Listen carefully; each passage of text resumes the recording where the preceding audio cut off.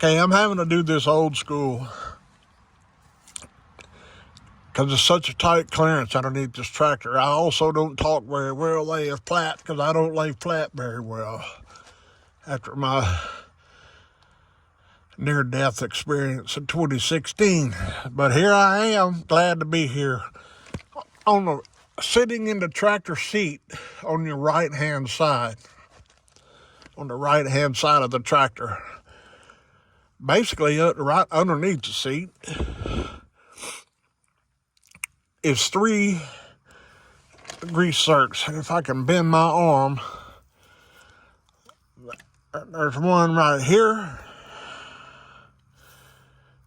one directly above it, and another one right in front of it. You will probably need either change the grease zerk to a 90 degree or at minimum 45 degree, or get you a 90 degree grease gun fitting. I have bought one to make my life easier. I may even put a link to it so you won't have to search for it. You can buy it straight off of Amazon. But there's a grease zerk right there.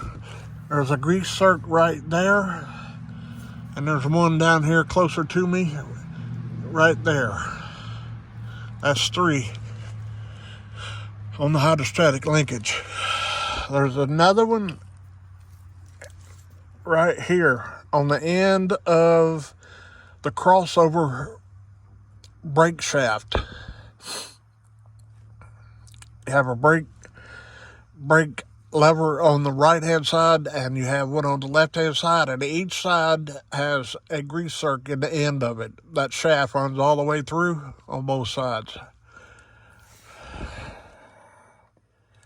That's basically all you have underneath the floorboard, underneath the operator station on a T474. I wish the lighting was better back here. I can't get my light to get up in there. Let me just show you a little bit. Maybe you could take a gander. There's 1.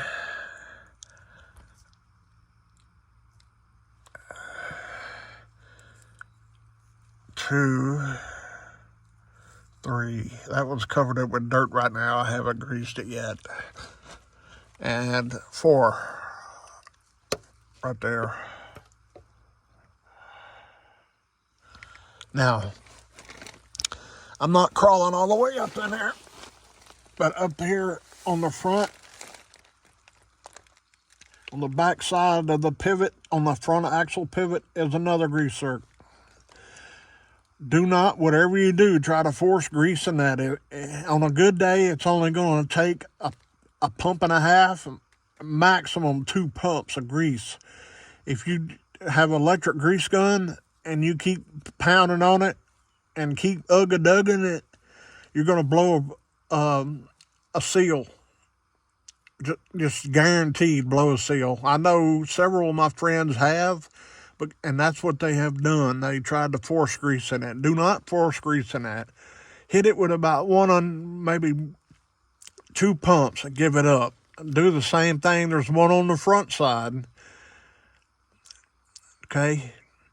There's also a bolt. I'll try to stick my phone. I'm having to use old school recording footage today because I can't get my good camera under here, so I'm using my phone. I know the audio is not the best, but it is what it is. But on the front of this axle is a preload set bolt. For the love of everything on the earth and tractors, do not mess with that bolt unless you are highly trained in setting the preload for the front differential gears. Okay? You can mess up and ruin your front differential if you jack around with a preload bolt. And it's got a set bolt and a preload bolt, and you'll see threads sticking out of it. It's supposed to be that way. Leave it alone. Don't even look at it. Just back off of it. Just get out from underneath here. That's even better. Here you go. Okay. Back up here on the earth where humans should be, not laying on their back, especially for a 57-year-old wore out old bald-headed man. There is your preload bolt and your front grease zerk that I was speaking of. Don't mess with the bolt.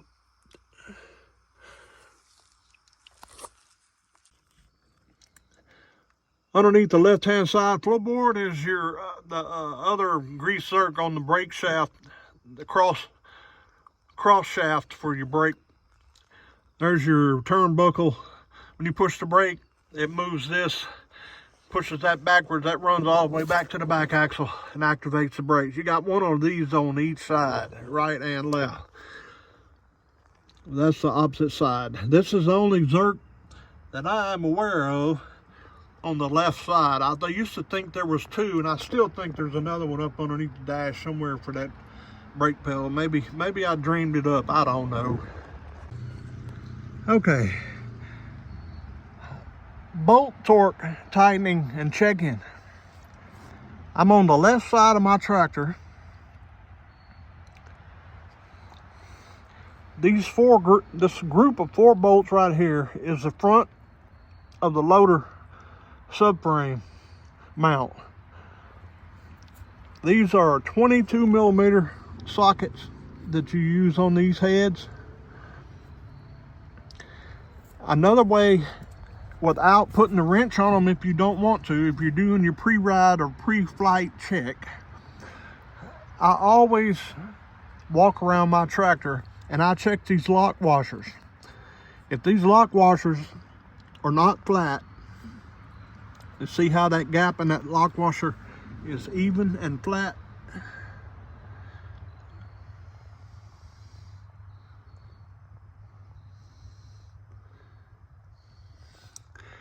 That means they're not loose. You can also check the gap in there. But I didn't bring a 22 millimeter wrench with me, but I do have a socket here. One way, I have a preloaded or pre-selected lug nut torque wrench. It doesn't ratchet, but you can change the torque ratings from 80 pounds all the way up to 160 foot-pounds. On the loader boats, I like to keep mine about 90 to 100 foot-pounds. It's probably a little more than that, but I don't want to overstress and surely don't want to break a boat. Now you can convert, there's a conversion chart in your T474 owner's manual. You can convert that, whatever is listed, back to foot-pounds. You can even do it to inch-pounds. I work in foot-pounds when we're talking about boats this big, and so should you. But you can either take one of these. While we're talking about that, I highly recommend you get one of these for checking the torque on your wheels. You need to do that so often anyway, and a lot of times you'll have to add an extension here to get inside this wheel well to reach the lug nuts, and that's fine. There's arguments all up and down one side and down the other about whether you should use an extension or not, but hey, we're talking about tractor lug nuts, and the closer you get, the better off you'll be. So with all that being said, I highly recommend you get you a selectable lug wrench, dedicated lug wrench to use on your tractor. Not just the wheels, but you can use it on things like I'm talking about here. If you got enough clearance, you can put that on there, and if I was laying back down on the ground again, which I'm not and not going to, you can pull on that till it clicks. You can start out at 80 and then bump it up to 100. This particular lug torque wrench does not have a 90 on it. But do your own converting if you want to. That's the way Marty does it. I don't touch these that often, but when I do check them,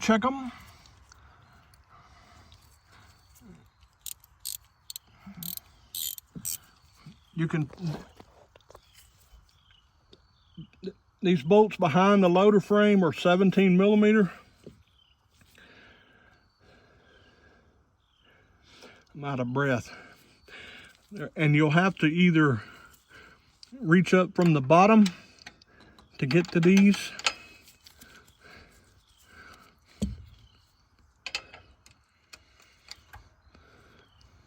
and bump it with a dead blow hammer just to make sure they're still snug.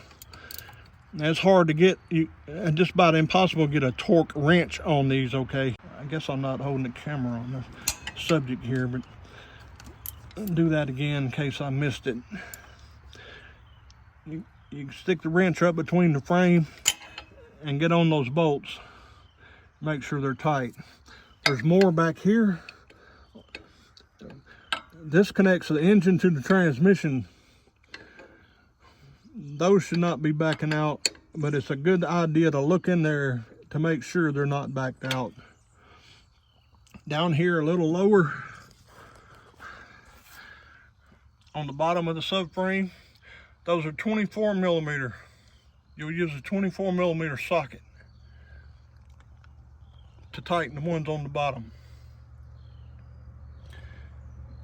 There's more up in that direction. There's lots of bolts to check. There's two right here on the opposite side. There's more on the back side.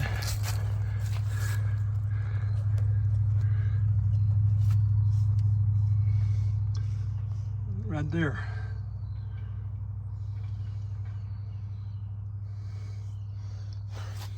That's all part of the loader subframe. Subframe runs back there all the way up to here, attaches here. Subframe bolts, 4 of them in there. The backs of them are here.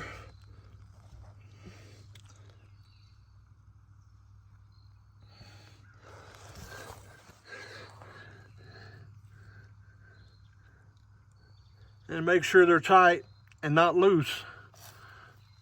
They got lock washers on them. It's easy just to walk by and check out the lock washers, make sure they're still flat. If they're still snug, you know you're just pretty good.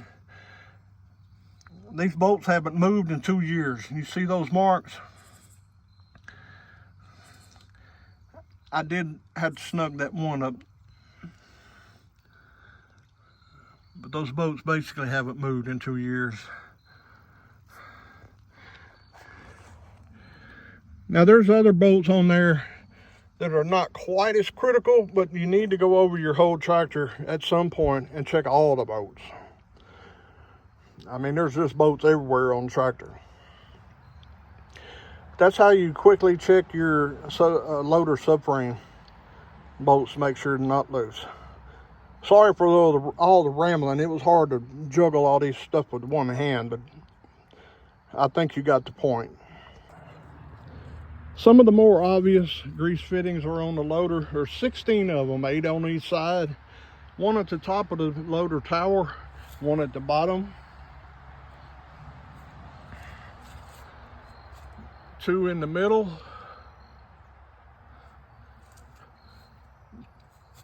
2 on the banana.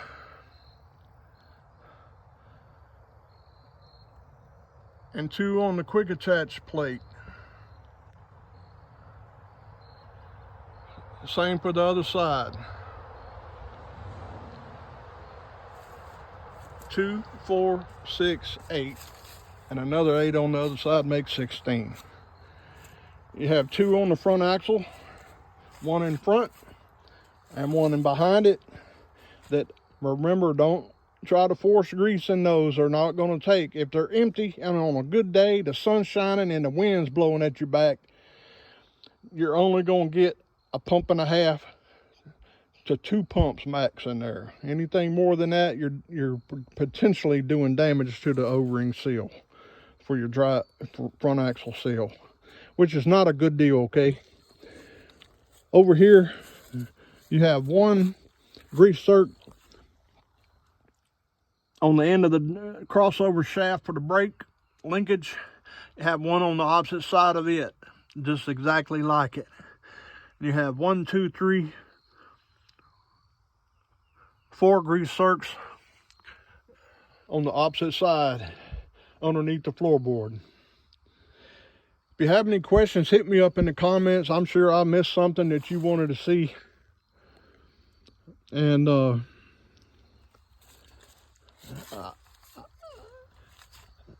I would rather had used my good camera to do all this with better audio, but I hope that you got the point I was trying to make about where these things are located and how to take care of them. I have a totally different video on grease.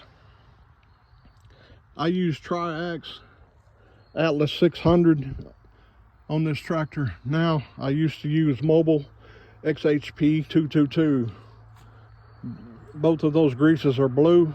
Not that color matters that much for the usage, but that's what I use now, is TRIAX Atlas 600.